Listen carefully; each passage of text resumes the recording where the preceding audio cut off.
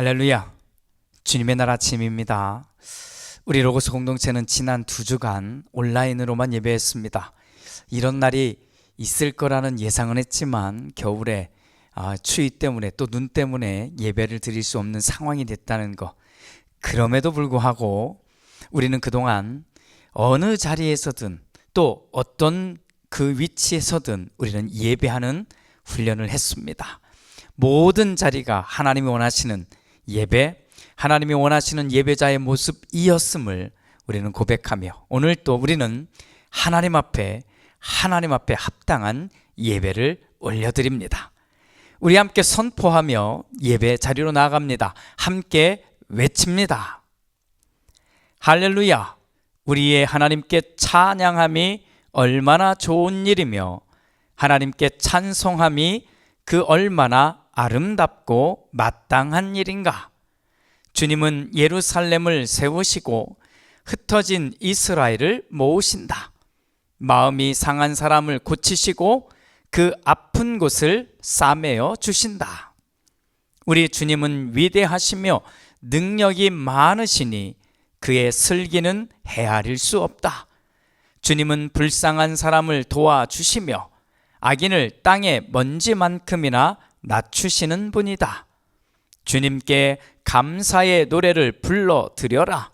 우리의 하나님께 수금을 타면서 노래 불러드려라. 예루살렘아, 주님께 영광을 돌려라. 시온아, 내 하나님을 찬양하여라. 주님은 말씀을 보내셔서 그것들을 녹이시고 바람을 불게 하시니 얼음이 녹아서 물이 되어 흐른다. 주님은 말씀을 야곱에게 전하시고 주의 규례와 주의 법도를 이스라엘에게 알려주신다. 아멘. 우리 주님께서 가르쳐 주신 기도로 우리 함께 기도합니다. 하늘에 계신 우리 아버지, 아버지의 이름을 거룩하게 하시며 아버지의 나라가 오게 하시며 아버지의 뜻이 하늘에서와 같이 땅에서도 이루어지게 하소서. 오늘 우리에게 일용할 양식을 주시고 우리가 우리에게 잘못한 사람을 용서하여 준 것 같이 우리 죄를 용서하여 주시고 우리를 시험에 빠지지 않게 하시고 악에서 구하소서. 나라와 권능과 영광이 영원히 아버지의 것입니다. 아멘. 우리 귀한 고백에 찬양을 드립니다. 우리의 삶의 모든 자리에서 하나님의 것들이, 하나님이 주신 것들이 넘쳐나기를 소망하는 마음으로 우리 함께 간절히 외치고 찬양한 뒤에 또 기도하겠습니다. 주님의 나라가 이곳에 임하였음을 선포하며 찬양합니다.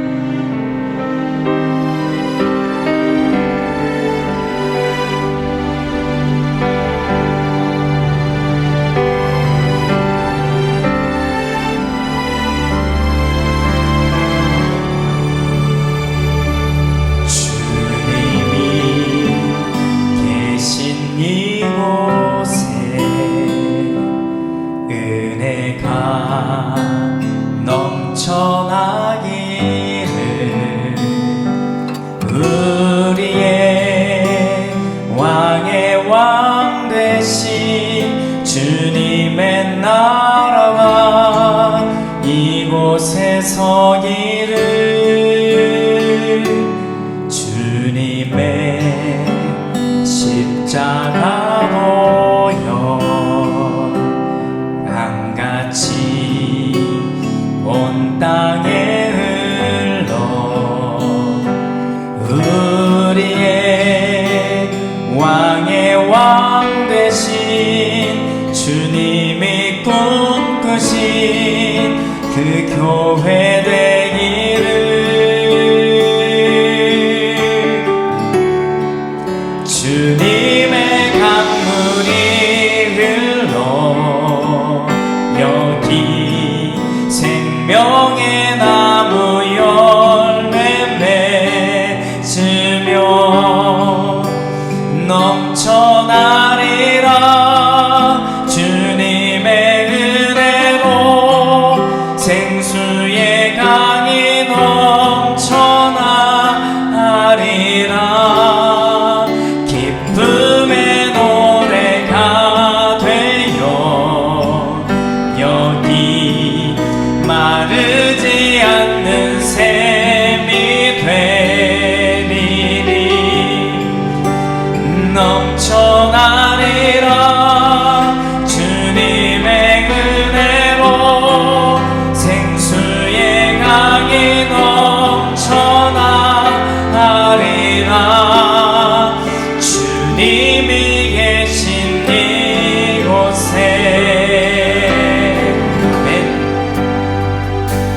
주님이 계신 이곳에 은혜가 넘쳐나기를 우리의 왕의 왕 되신 주님의 나라가 이곳에 서기를 주님의 십자가 보혈 강같이 온 땅에 흘러 우리의 왕의 왕 되신 주님이 꿈꾸신 그 교회 되기를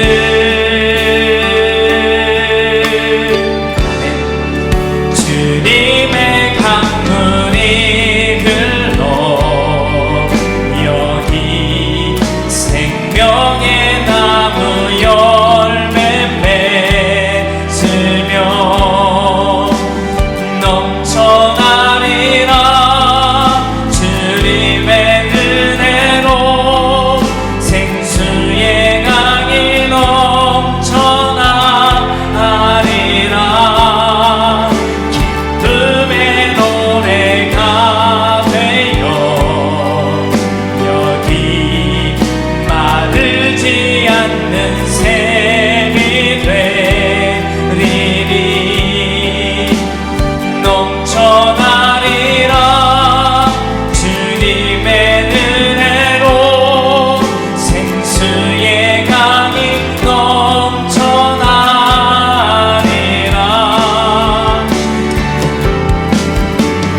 지금 우리 함께 기도하기 원합니다. 기도하실 때 우리 공동체가 생명의 물이 흘러 넘치는 공동체가 되게 달라고, 또 우리의 가정이 하나님의 말씀이, 하나님의 생명이 흘러가는 가정들이 되게 달라고, 나의 삶이 그렇게 되기를 원하는 소망의 기도를 함께 올려드리겠습니다. 기도합니다. 주님 감사합니다. 주님의 놀라운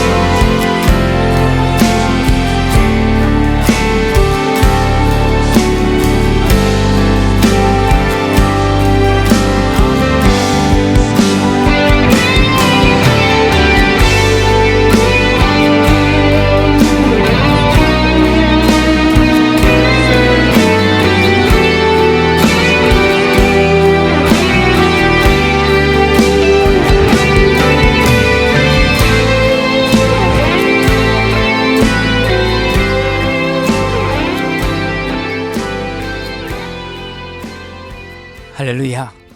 귀한 고백을 드린 우리의 소망이 하나님 앞에서 이루어질 줄로 믿습니다. 우리 이 귀한 고백 찬양합니다. 주님만 바라보겠습니다, 하나님의 영광만 바라보겠습니다고 하는 우리의 간절한 소망을 담은 귀한 고백의 찬양을 올려드리겠습니다. 찬양합니다.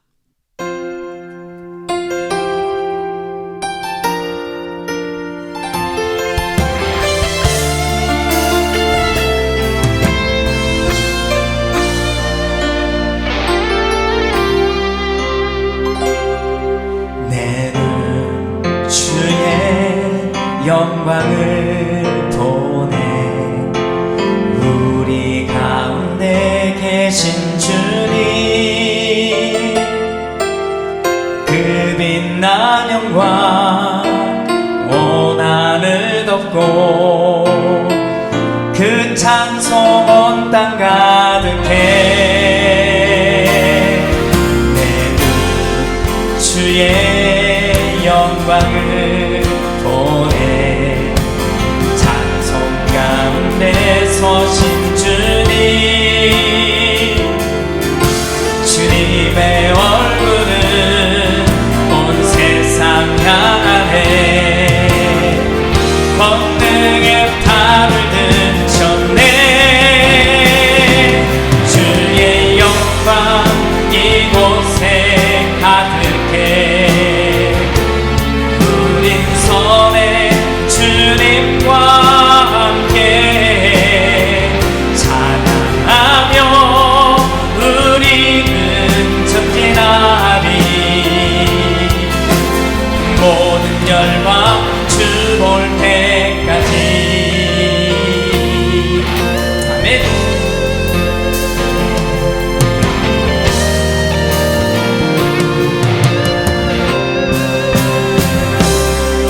내 눈 주의 영광을 보네. 우리 가운데 계신 주님, 그 빛난 영광 온 하늘 덮고 그 찬송 온 땅 가득해. 내 눈 주의 영광을 보네. 찬송 가운데 서신 주님, 아멘. 주님의 얼굴은 온 세상 향하네. 권능의 팔을 드셨네. 주의 영광 이곳에 가득해. 우린 손에 주님과 함께 찬양하며 우리는 전진하리. 모든 열방 주 볼 때까지. 하늘 아버지 우릴 새롭게 하사 열방 중에서 주를 섬기게 하소서. 모든 나라 일어나 찬송 부르며 영광의 주님을 공예하소서.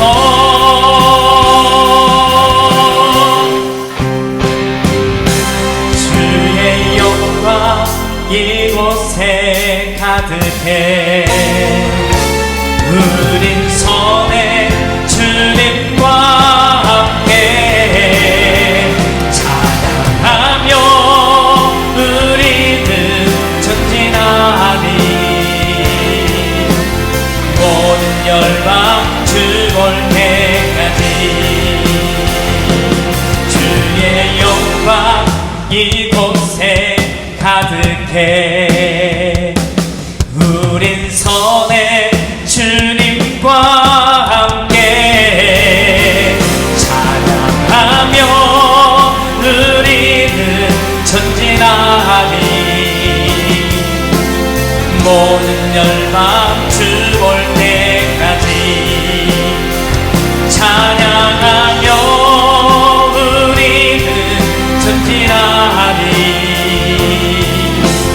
모든 열방 주 볼 때까지. 아멘.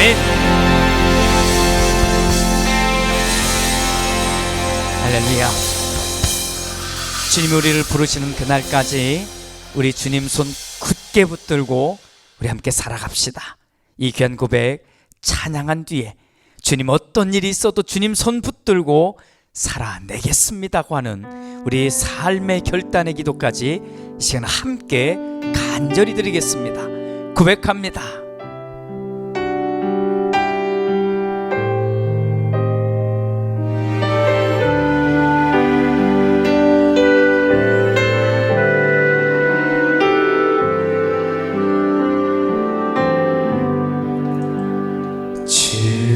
주님여 이 손을 꼭 잡고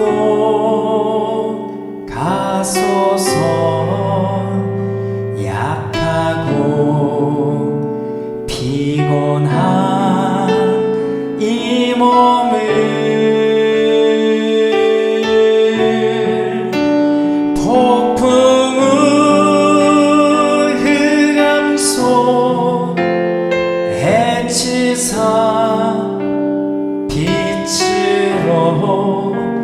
손잡고 날 인도하소서.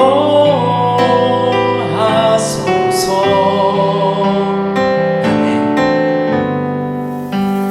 Precious Lord, take my hand, lead me on, help me stand. I'm tired, I'm weak, I'm all to the storm, to the night. Lead me home to the light. Take my hand, precious Lord, lead me home. 아멘.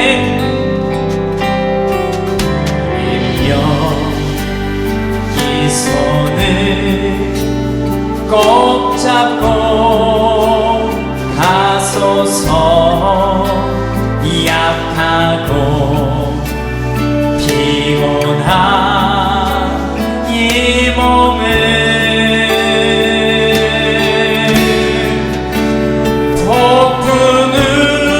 폭풍을 감소 해치사 빛으로 손잡고 날 인도하소서. 아멘. When the shadows appears and the night draws near and the day is past and gone, hear my cry, hear my call, hold my hand unless I fall. Take my hand, precious Lord, lead me home.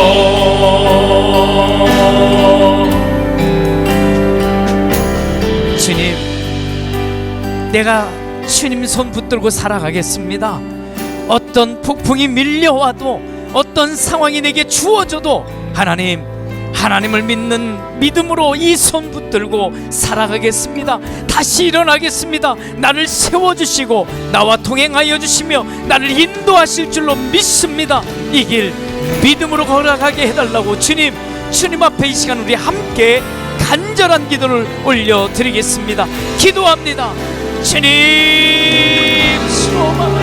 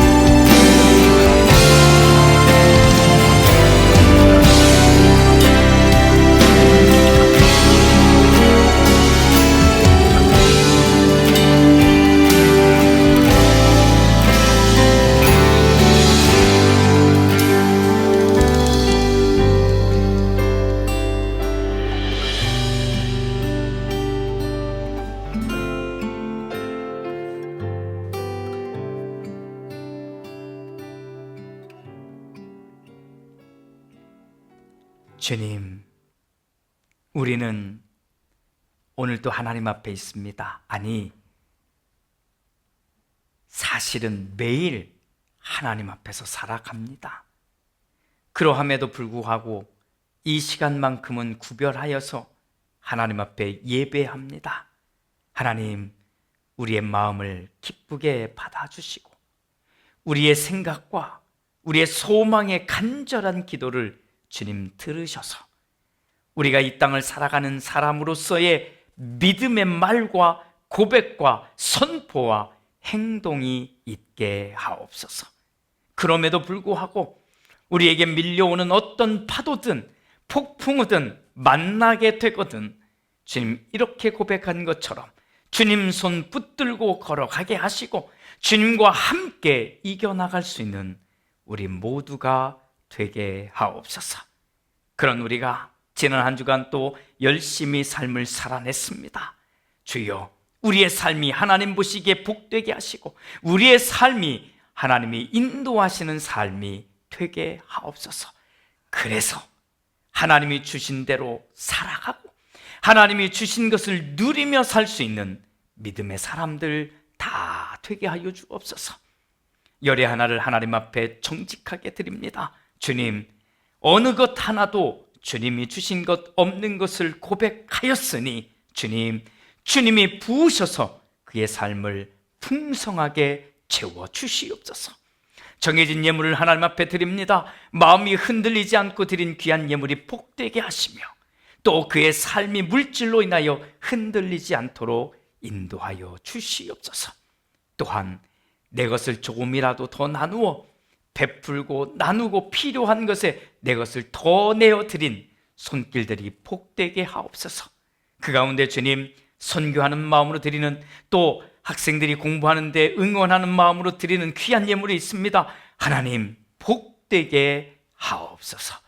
축복하며 예수님의 이름으로 기도드립니다. 아멘. 오늘 함께 읽을 하나님의 말씀은 마태복음 3장 1절부터 10절입니다. 우리 함께 천천히 같이 읽도록 하겠습니다. 그 무렵에 세례자 요한이 나타나서 유대 광야에서 선포하여 말하기를 회개하여라, 하늘나라가 가까이 왔다 하였다. 이 사람을 두고 예언자 이사야는 이렇게 말하였다. 광야에서 외치는 이의 소리가 있다. 너희는 주님의 길을 예비하고 그의 길을 곧게 하여라. 요한은 낙타 털옷을 입고 허리에는 가죽띠를 띠었다. 그의 식물은 메뚜기와 들꿀이었다. 그때에 예루살렘과 온 유대와 요단강 부근 사람들이 다 요한에게로 나아가서 자기들의 죄를 자백하며 요단강에서 그에게 세례를 받았다. 요한은 많은 바리새파 사람들과 사두개파 사람들이 세례를 받으러 오는 것을 보고 그들에게 말하였다. 독사의 자식들아, 누가 너희에게 닥쳐올 징벌을 피하라고 일러주더냐? 회개에 알맞은 열매를 맺어라. 그리고 너희는 속으로 주제넘게 아브라함이 우리 조상이다 하고 말할 생각을 하지 말아라. 내가 너희에게 말한다. 하나님께서는 이 돌들로도 아브라함의 자손을 만드실 수 있다. 도끼를 이미 나무 뿌리에 갖다 놓았으니 좋은 열매를 맺지 않는 나무는 다 찍어서 불 속에 던지실 것이다. 아멘.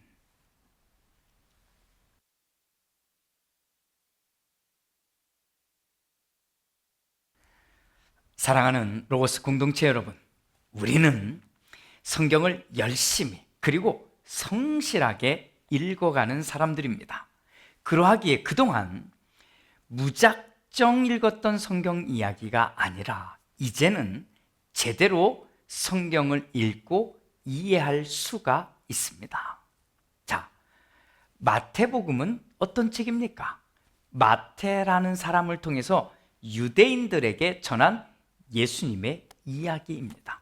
즉, 이미 시간적으로 예수님이 십자가에서 죽었고 부활했으며 하나님의 나라로 승천한 그 사건이 있은 뒤 적어도 20년, 아니 30년 정도는 훌쩍 지난 다음에 쓴 이야기입니다.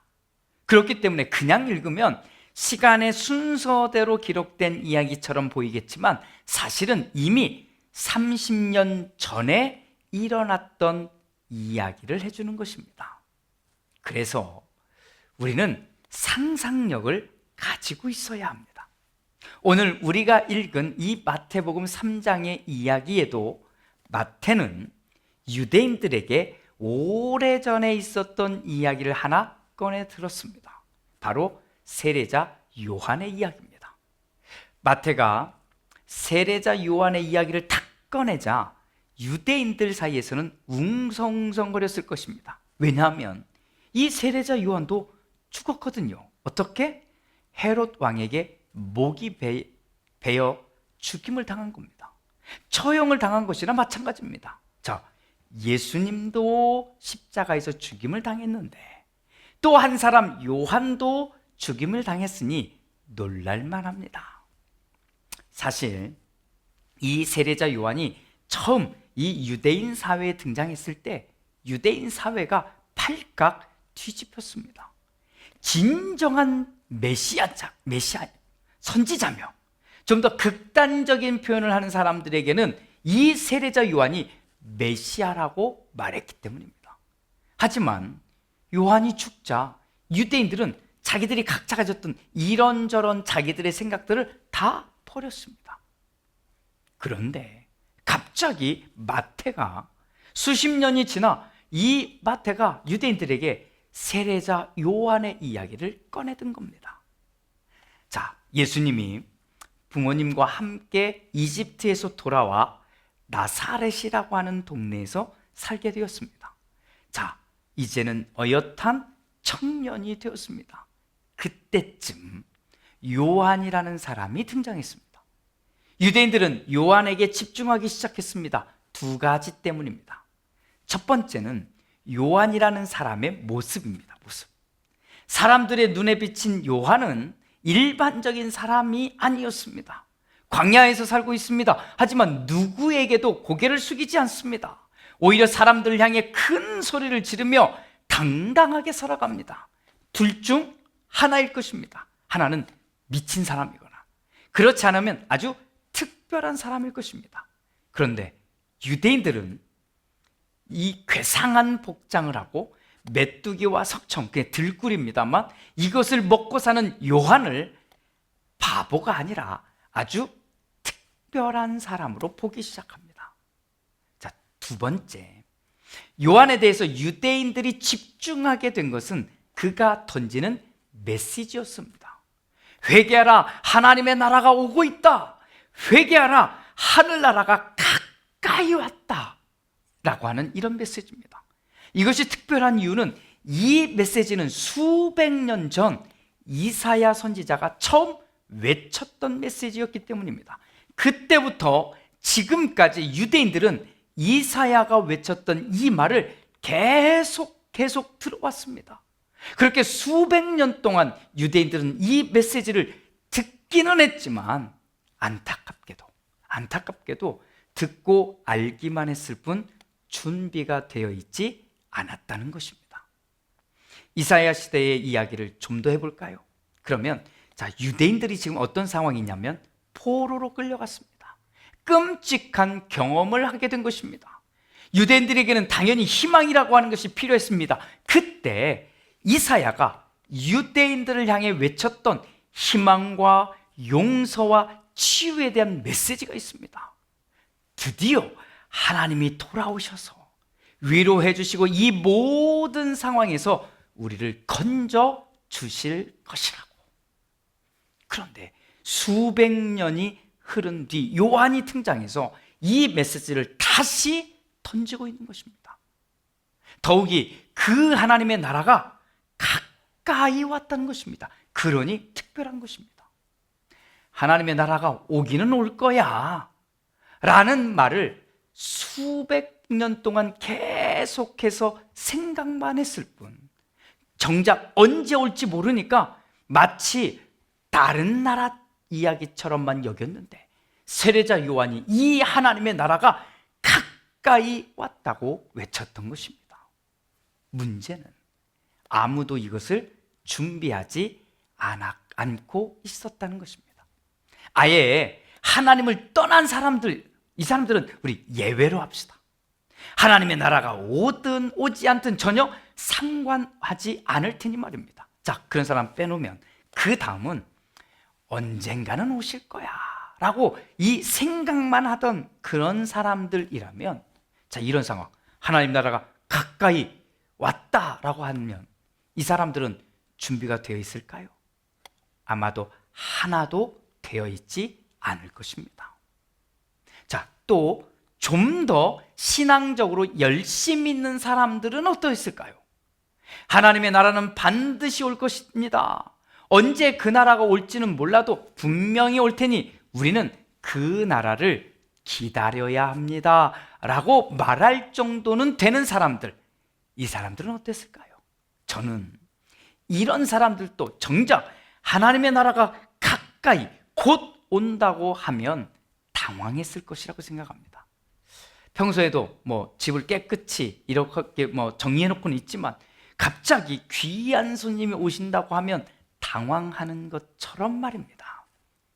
자, 또 좀 더 깊은 신앙인들은 어떨까요? 예배도 빠짐없이 참여하고 정직하게 11조도 드리고 시간을 구별해서 봉사하고 섬기는 일에 최선을 다하는 사람이라면 하나님의 나라가 곧 온다는 메시지를 듣고는 어떻게 할 것 같습니까? 아마도 이런 사람이라면 적어도 다음과 같은 생각을 먼저 할 것 같습니다. 나는 과연 하나님의 나라를 맞을 준비가 되었을까? 나는 과연 하나님의 나라가 오면 그 나라에 들어갈 수 있을까? 내가? 라고 말입니다. 겉으로는 제법 큰 믿음을 가진 신앙인처럼 살아왔는데 자기 자신은 알거든요. 내가 정말 믿음이 대단한 사람인지 아니면 별로 다른 사람과 다르지 않은지. 그러니 하나님의 나라가 가까이 왔다고 하면 이런 사람도 분주해질 것 같습니다. 성경의 이야기로 돌아가 볼까요? 하늘나라가 가까이 왔다라고 하는 이 메시지를 들은 유대인들은 어떻게 반응했을까요? 준비가 되어 있을 리가 없습니다. 그래서 이 말을 들은 유대인들은 혼란에 빠졌습니다. 심지어 경건한 유대인들까지도 혼란에 빠졌습니다. 아직 하나님을 맞이할 준비가 되어 있지 않다는 것을 자기들 스스로는 확실하게 정확하게 알고 있었기 때문입니다. 그래서 요한은 회개를 강력하게 외쳤던 것입니다. 마태가 전하고 있는 요한의 회개하라고 하는 이 요청은 하나님이 없는 사람들이 아니라 이미 하나님을 알고 있고 적어도 믿는다고 스스로 말하고 있는, 그렇게 생각하는 사람들에게 외치는 것입니다. 회개하라. 그랬더니 사람들이 떼를 지어 이 요한에게로 몰려왔던 것입니다. 왜요? 죄를 고백하고 세례를 받으려고 말입니다. 심지어 바리새파 사람들도 또 사두개파 사람들도 요한에게 왔습니다. 정말 많은 사람들이 곧 오게 될 하나님의 나라를 맞이할 준비가 되어 있지 않았던 것입니다. 수백 년 동안 들어왔던 말들인데 그럼에도 불구하고 정작 뚜껑이 열리자 그 나라를 준비한 사람들이 아무도 없었던 것입니다. 그래서 그들은 허겁지겁 요한에게로 달려가, 그리고 몰려가 회개하고 죄를 고백하고 세례를 받았던 것입니다. 그렇다면 허둥지둥 죄를 고백하고 세례를 받으려고 몰려간 것이 잘못인가요? 아니지요. 절대로 잘못이 아닙니다. 하지만 우리는 이 이야기를 읽고 있잖아요. 읽고 있는 우리는 수백 년 동안 들어왔던 이야기 앞에서 이제서야 발등에 불이 떨어진 사람들처럼 이리 뛰고 저리 뛰고 그제서야 죄를 고백하고 그리고 세례를 받았다는 이 이야기를 생각해 봐야 하는 것입니다. 사랑하는 여러분, 놀랍게도 우리에게는 수백 년 동안 이어져 내려온 성경이 있습니다. 우리는 이 성경을 읽고 또 이 이야기를 듣기도 합니다. 그런데 오늘의 이야기에 등장하는 유대인들의 문제와 그리고 지금 오늘의 우리가 비슷하다는 것입니다. 하나님의 나라를 준비하는 사람이 별로 없습니다. 교회는 다닙니다. 예배도 드립니다. 봉사도 하고 헌금도 제법 합니다. 사실 이것들은 중요한 교인으로서의 헌신입니다. 하지만 문제는 우리가 진짜 준비되어 있느냐는 것입니다. 하나님의 나라가 온다면 어떻게 하실래요? 사실 이단이나 사이비들도요 준비합니다. 그들이 뭐라고 하는지 아세요? 하나님의 나라가 곧 올 테니 금식하십시오. 결혼하지도 마십시오. 재산을 정리하십시오. 직장도 과감하게 다 정리하십시오. 그리고 그렇게 한 모든 것들을 하나님을 위해서만, 교회를 위해서만 사용하십시오. 이렇게 말합니다. 허둥지둥 죄를 고백하고 세례를 받은 유대인들을 상상하면서 우리는 어떻게 해야 할까요? 장로가 되면, 목사가 되면, 권사가 되면 하나님의 나라를 준비한 것일까요? 아니요, 절대로 그럴 수 없습니다. 그러면 40일씩 특별 기도회를 하고 또 금식 기도를 작정해서 시행하고 정말 헌신하듯 선교지로 나가 선교사로 1년 이상 그렇게 다녀오면 하나님의 나라를 준비한 것일까요? 아니요, 절대로 그럴 수 없습니다. 사랑하는 여러분, 우리 당황하지 마십시오. 하나님의 나라는 옵니다. 꼭 반드시 옵니다. 그러니 우리는 허둥지둥 그렇게 그 나라를 기다릴 것이 아니라 제대로 잘 준비합시다. 가장 먼저 내가 정말 하나님을 믿는가? 여기서 출발합시다. 그리고 하나님이 원하지 않는 것들을 과감하게 포기합시다. 하나님에게서 멀어졌던 것들을 멈추고 하나님에게로 이 마음과 생각을 맞춰봅시다. 그 마음으로 살아갈 각오를 꼭 하십시오. 그러면 우리가 그동안 받아왔던 물로 받은 세례가 아니라 성령 세례를 받게 될 것입니다. 예수님의 이 이야기를 읽으면서 우리는 지금 우리에게 오고 있는 하나님의 나라를 진심으로 기다립시다. 할렐루야. 기도합니다. 주님, 수백 년 동안 들어왔던 말들임에도 유대인들은 아무것도 준비하지 못했습니다. 그런데 이 이야기를 우리도 읽고 있는데 우리는 어떤 준비가 되어 있을까요? 마치 이단이든 사입이든 그들이 하듯 준비하는 것이 아니라 오늘 이 이야기를 함께 읽은 우리만큼은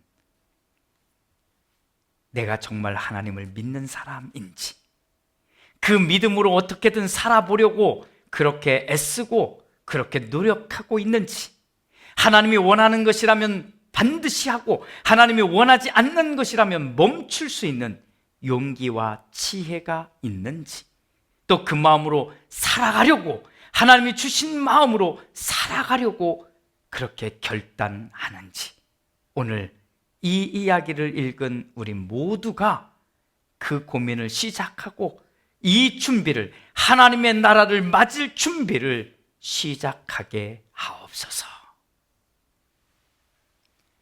지금은 우리 주 예수 그리스도의 은혜와 아버지 하나님의 그 크신 사랑하심과 성령 하나님의 은총이,